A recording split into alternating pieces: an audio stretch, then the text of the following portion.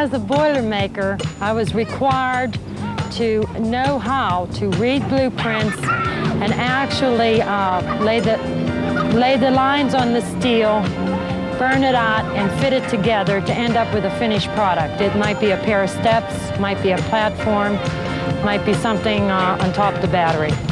It was dirty work, frequently uncomfortable, frequently dangerous. But it was nice when I figured I was making $12 an hour to do it. Woman, woman, woman, woman, woman of steel. Right now, I'm employed as a waitress on Route 51. It's just as hard, just as demanding, just as taxing as working in the mill is. The only difference is you get a lot less respect. People seem to look on waitresses as second-class citizens. Oh, I get paid a lot. I get paid $2.01 an hour. The only fringe benefit that I get is a free pizza for every shift that I work. But I'm a woman of steel, fighting for a living. She's a woman of steel, sweating every dime. 2.5 years ago, when we were laid off from our jobs in the steel industry, we decided to tell the story of women of steel. So together we produced this documentary about our friends that we used to work with. My name is Beth Dessler, and I drove a steel carrier for U.S. Steel for 5 years. Today, that mill is shut down virtually, like many others in Buffalo, Youngstown, and Birmingham. But during the 70s, these mills provided an opportunity for thousands of working women to break out of traditional women's work and become well-paid steel workers. Now, those jobs are gone, and we're back where we started. First, let's go back to the 60s before these opportunities opened up for women. For Pat Turnell, the story started in 1969, shortly after her marriage broke up. Well, I call it the Cinderella theory. I mean, there's Prince Charming's going to come along and sweep me off my feet and take me off to a castle, and everything's going to be beautiful. Unfortunately, Prince Charming turned out to be more of a frog than he did a prince. You know, and I ended up with 3 kids to support. I mean, I was on welfare, which I had to fight to get on. They kept telling me, come back tomorrow and fill out some more papers. And finally, one Friday, I took my 2 oldest ones, which was Kelly and Tommy, with me. And I said, look, I haven't got money to feed them. I haven't got money to buy bread. I said, now, you know, either you give me some help or I'm leaving them here with you. You feed them over the weekend. That's right. Well, then I proceeded to try to work my way off welfare, which I did, but I did it with waitress job. You know, some nights I made just enough money to pay a babysitter. Since the 1960s, single women have headed up a majority of the families below the poverty line. The problem has been especially serious for minority women. In 1970, Cheryl Johnson also became a single mother, working in a low-paid social service job. At that time, I was a single parent with 5 small children.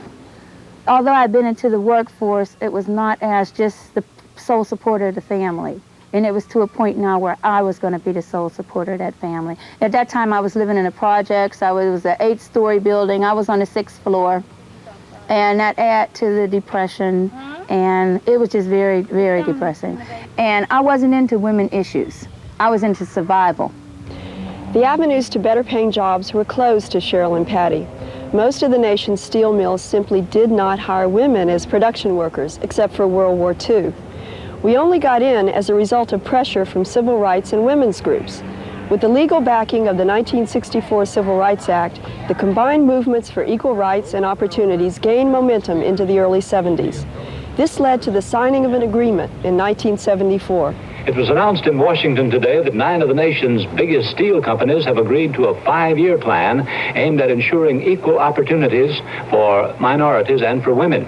The government said the settlement is the largest of its kind it has ever achieved. ABC's Bill Zimmerman has details. The 9 firms agreeing to the settlement represent more than 75% of the steel industry and employ more than 40,000 black, Spanish surnamed, and women workers. The companies have agreed to end long-time discriminatory practices and to pay more than $30 million in retribution.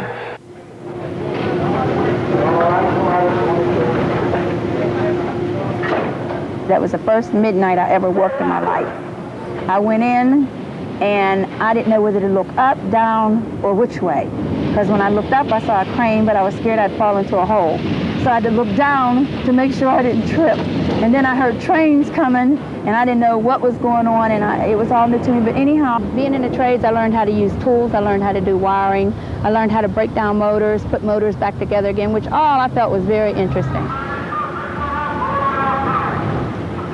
When I started, I worked on the track gang where I repaired railroad tracks and ties, drove spikes, you know, tore out old ones. Because of the consent decree, they wanted to get minorities into apprenticeships. I applied for a Boilermaker apprenticeship, and I started that, which took me about 4 years to get through. We worked frequently inside the main, you know, in the middle of summer, inside a steel tunnel, welding it together and dogging it together, or burning it out to fit.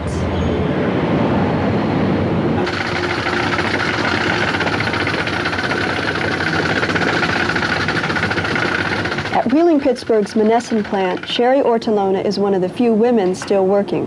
Her plant hasn't been shut down, though there have been cutbacks. Like many of the women I worked with, Sherry has been raising her 2 daughters on her own for 10 years. Start laying them again, Dave? She is in the trades, but often works as a laborer because of her low seniority. My job is the millwright helper in the blooming mill, mechanical department, which I started 9 years ago. When I first come into the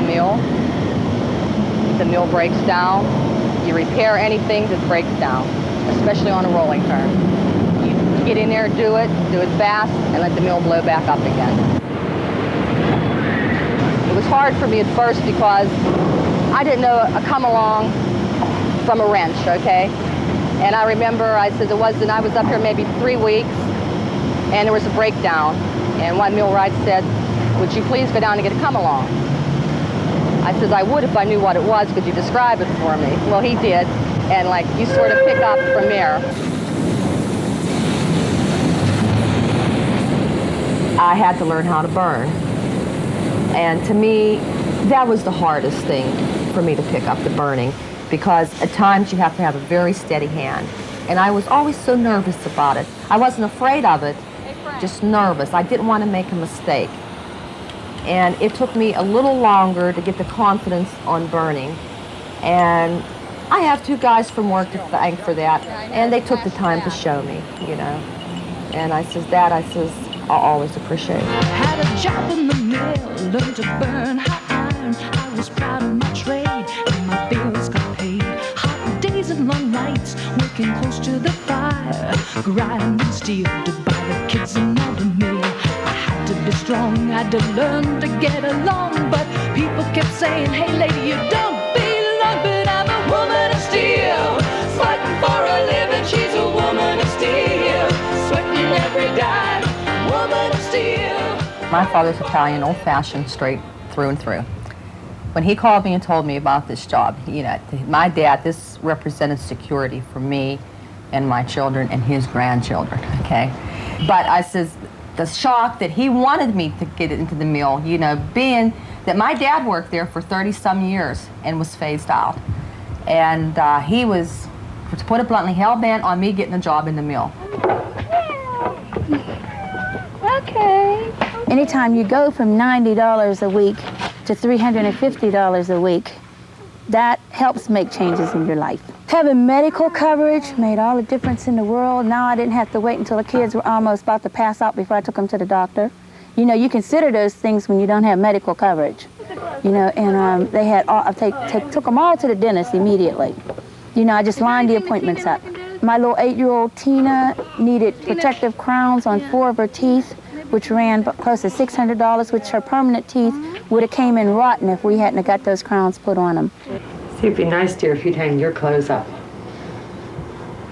I not only could support my family, you're going to have to get up on your own. But we had money to do things together. But I also had some money to spend on me. And what I was doing was attending night school. To me, the most important quality of life or item in life is independence.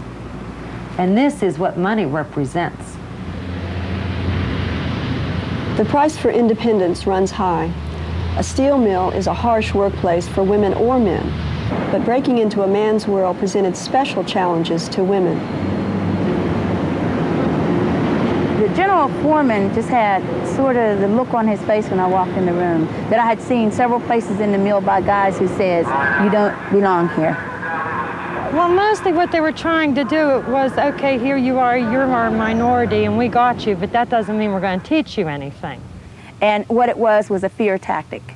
You know, I'm going to frighten her into not taking this apprenticeship. Well, instead of frightening me into not taking it, he made me angry, and which made it worse for him because it made me all the more determined that I was going to take it. A girl is raised to be nice. Be a nice little girl, you know, and smile. And I found out that the more I fought back with them, the more they respected me.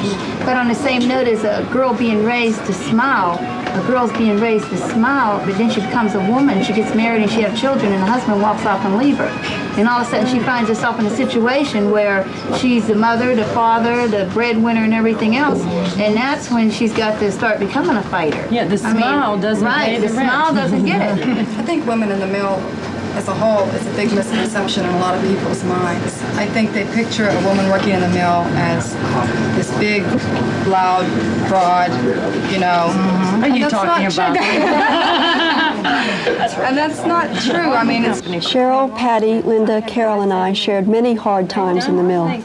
We learned to laugh at ourselves, but we also learned how to fight together to improve our lives. When we came in and we fought in the company for clean locker rooms, I had guys say to me, well, look, our locker room's in terrible shape. Why should you have it nice when we don't? And I said, if you don't have it nice, whose fault is that, turkey? It's the law. You know, you got to fight for it. Now, I did find out with the union's only as good as the people that are running it. And they're only as good as the people that get up off their ass and vote for them or go to the meetings. When I got into the mill, I had had many jobs, but that was the first job that I ever had that was a union job. And at least you had a feeling that there was somebody behind you. You didn't know how powerful or how weak they are, but there was someone there that could possibly help you.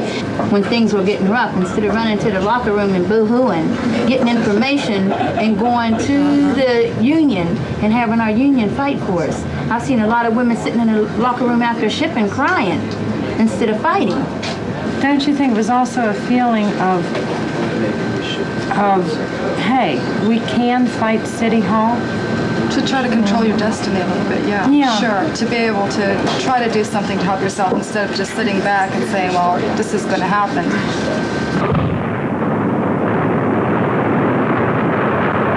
The demolition of blast furnaces in the early 80s marked the decline of American steel. The workers, unions, and communities involved fell victim to sweeping cuts made in distant corporate boardrooms. First, there were layoffs. Then came the permanent shutdowns. Youngstown, Ambridge, Johnstown, Mesta Machine, and dozens of partial shutdowns. Unemployment rates in the Pittsburgh area soared to levels not seen since the 1930s. By 1982, the communities were fighting back. Crisis hotlines, food banks, political lobbies, community buyouts of closed steel mills, and mass demonstrations. Unemployed steelworkers and their supporters rallied and marched through downtown Pittsburgh today. Their purpose was to help those who are out of work find jobs or relief from the tight economy. Stuart Brown has more. Reagan, he's no good. Send him back to Hollywood. Reagan, he's no good. Send him back to Hollywood. With their feet and with their voices, they expressed the frustrations of the growing force of jobless steelworkers. Almost 15,000 in the city, 25,000 in the Mon Valley, 300,000 nationwide. But this was an unusual... We were the last to come, so we were the first to go. So we appeared on the list first. You'd work a month, maybe be off 2 or 3 weeks, come back for 2 or 3 months, be off another few weeks. And then we'd work steady again for maybe a year and a half. Then I worked steady again for about 4 months, and finally we were laid off in October of 1981. Well, this is when the bottom dropped out. And everyone, including myself, never for 1 minute thought that it would be that bad. I got laid off in the beginning of December. By the following December, my unemployment was out. We got to fight to extend unemployment benefits to everyone that's out of work as long as it takes to get a job. What I'd like to know from our state representatives and senators is where do I go? Who do I have to turn to with overdue bills and no money? So many of them were losing homes, cars, everything they worked years for. I mean, it was enough to make you sit down and cry, really. I got trouble. I got trouble. Hire a computer, hire a machine, and then they call the product the American dream, and it ain't working. It's no surprise when you ain't working. The loss of jobs, taxes, and services devastated many steel towns. Some of the unemployed uprooted their families to seek work elsewhere. Those who stayed found it was hard to find a job, any job. Hidden within this community in crisis lies our story. The women of steel face special problems, ones unique to women. Studies on industrial layoffs have shown that it's harder for women to find reemployment than the men they worked with. Women who were steelworkers found their options limited, once again, to traditional women's jobs, ones that are hard and important, but where they are underpaid and undervalued, with little chance for advancement. Trouble, got I've been laid off, trouble tonight. I've been laid off, trouble, got I've been laid off, trouble tonight. I've been laid off, trouble, got trouble. Last December, there was no Christmas in this house. There was absolutely no Christmas. I mean, we were lucky that we could eat. During that time, the only income we had was my daughter's 2 part-time jobs, combined with what little bit of money my son was able to send home from the service, combined with the princely amount of $170 a month child support for 2 children. Right now, I'm employed as a waitress at Pizza Hut on Route 51. But Pizza Hut, what they call waitress, is more involved than I've ever had. I mean, we do major cleaning, and we wash dishes and wash windows and things of that sort. In this particular case, they can require me to do one thing one day and change it the following day. If they decide to play games with you, you're stuck between a rock and a hard place. The only way you benefit is if someone in management likes you. Now, with the union, you have recourse. You have a way to fight if they're being unfair or unrealistic or something of that sort. Non-union, you're stuck. When I first started at the mill, I was making approximately $5 an hour. Now, through the apprenticeship, for a total period of 6 years, I eventually worked my way up to top rate to where I was making $12 an hour when I was laid off. Of course, the job I now have pays $2 an hour. Yes, my name is Cheryl Johnson. I'm from the Mon Valley Unemployed Committee. Last week I came into the office and dropped off some flyers for the hearings on Duquesne Light at Point Park University. I feel like I'm sort of going around in a circle because I left social work intentionally going into the mill to make more money, and I came back around through being a receptionist, which I was in the 60s. And right now I'm employed with the Mon Valley Unemployed Committee. Where in the mill I was making approximately $10.50 an hour. Here at Mon Valley I'll be making $6 an hour, and I don't have any medical coverage in this contract at all. No dental coverage, no medical coverage. The other day, and she never should. Yeah, the company's waiting for us to call them back. Move, babe. Move, Giovanna. It's been a game of, I consider it a game, you know, of who you pay today. You know, and what do you say to them when they call on the phone, you know? Because I can understand them saying, well, we hear this story from 200,000 people, because there are 200,000 people out there who can't pay their mortgage. So when a bill collector says that, I can sympathize with him, but I also expect him to sympathize with me, that I just don't have the money and I need some place to stay. And it's not that for 9 years since we've been living in this house, I haven't paid my mortgage. We have paid it, but there's a crisis here and we can't do it. Yeah, what's wrong with the weed? Oh, another one? Okay. Push down. Real job. There we go. All right, honey. Throughout their 9-year marriage, Cheryl and her second husband, Jim, have weathered many financial crises. Even combining Cheryl's income with Jim's modest salary as a counselor, 2 years ago, the Johnsons found they could not pay the rising gas bills to heat their home. We could either eat or we could pay utility bills along with the other bills. And that's where we figured out we could eliminate the heating. We burn wood and coal, you know, and that's to save on utilities. So we've tried to cut the corners as much as possible, and we come up with a pretty trim picture, you know. It seems to be that right now the priorities are keeping the family together, keeping the mortgage, and trying to get out of debt as best we can. You pay the mortgage because where are you going to take 7 people? 2 dogs and 2 cats. Mm-hmm. Not too many places in the world.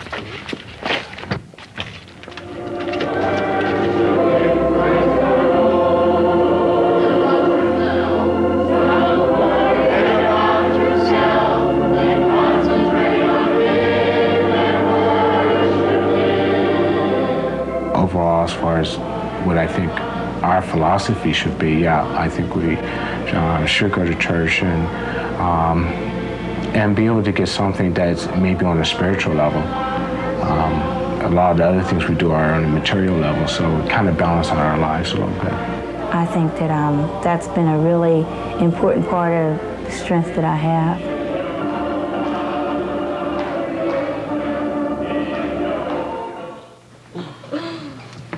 Because of the change in pay, it's a constant struggle just to pay the rent. I mean, buying food is a real biggie. We frequently dine on the pizza that is part of my pay that I bring home after work. When we were first laid off, I did get involved in the food bank because it was a bad problem. Even with unemployment pay. Eventually, it got so big that we had 3 separate distribution sites, and I was in charge of one. Thank you, dear. Started working on the food bank in March of '82, and now I'm just a recipient. But the reason I am is because there is no jobs out there. My job is considered part-time, which means they'll put me as many hours, you know, anywhere from 20 to 40 a week. Now, of course, come winter, things will slow down. It's going to be even harder. I'm in a position where I need the food bank. I mean, maybe they don't give us meat. Maybe it's not a balanced diet, but every little bit helps. Oh, I don't want that. I don't want whiskey sour mix, not unless you're giving out the liquor to go with it. Jobs, not hot air! Jobs, not hot air! Jobs, not hot air! Jobs, not hot air! Jobs, not hot air! What we're doing down here is a group of unemployed workers, not only from the Mon Valley Unemployed Committee, but also from other unemployed committees jointly in this area, is disputing the unemployment statistics that came out today regarding the unemployment situation in the state. Right. We're not going to let them ignore us. We're going to start right now by going upstairs and talking to the staff of 2 senators from our state. And we're going to very simply ask them, what is their plan? They seem to think they give us cheese and butter and we're all going to be smiling and walk away because they fed us. But cheese and butter is just not enough for American people to survive. As a girl, they said, be a lady. And I worked as a woman of steel. It was worth the struggle. I mean, it was even to the point where the guys in the gang treated me like a person. And then it was like I went through all of this, and the next thing, it's all wiped out. And the big crime is all I wanted to do was support my family. For the last 3 years, just like Cheryl and Patty, I've only been able to find low-paying work. Today, I'm supporting myself by washing bottles in a biology lab while I go back to school through a displaced workers program. The decline of the steel industry is only part of the reason why we're back where we started. We've all watched the political climate change over the last 4 years. Today, most federal contractors no longer have to file affirmative action plans, even though they clearly helped thousands of women and minorities. And a woman still only makes 60 cents for each dollar a man makes. I think what we need a jobs program where jobs are created. I think that's what we need, are jobs to be available, and then affirmative action to make sure that we get a shot at it. Right, just give us a fair shot. That's all we're asking, you know? That everyone gets a fair shot at these jobs, not that it's just limited to certain people. But that's where we as women have to stick together and take our stand and not be pushed back. It's up to us to see that affirmative action don't fade out. At my age, by the time things roll around to where I can start to work my way up, I'm going to be too old. But my priorities now are to get my children off to a good start. Temporarily, we're going to be down. But I think as we unite and keep, our eye on the front line, there's, still enough fight left in us and enough of that gutsy from being in the mill atmosphere that we're going to fight towards something better. I mean, there's still highways being built. There's still bridges being built. I mean, U.S. Steel might have stopped, but a lot of the things have started. It's an uphill battle all the way, because you go so far and you get knocked back down, you go so far and you get knocked back down again. But if you get enough women behind you, you'd be surprised what you can do. But I don't accept the verdict. It's an old one anyway. 'Cause nowadays a woman cannot afford to live on less than equal pay. Don't you know she can't afford to live on less than